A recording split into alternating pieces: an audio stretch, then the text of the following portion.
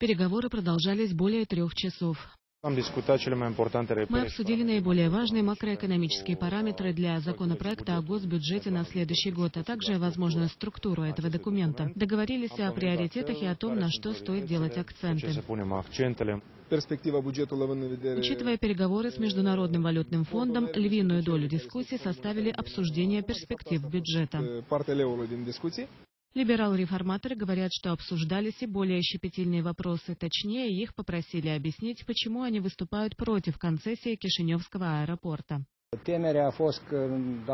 Опасения были вызваны тем, чтобы наш запрос не привел к таким последствиям, которые могли бы привести к противостоянию и, как следствие, распаду Альянса. Лучше нам вместе обсуждать все эти вопросы и решать их законным путем. Конституционный суд отклонил запрос либерал-реформаторов о концессии Кишиневского аэропорта, отметив, что этот вопрос не входит в его компетенцию.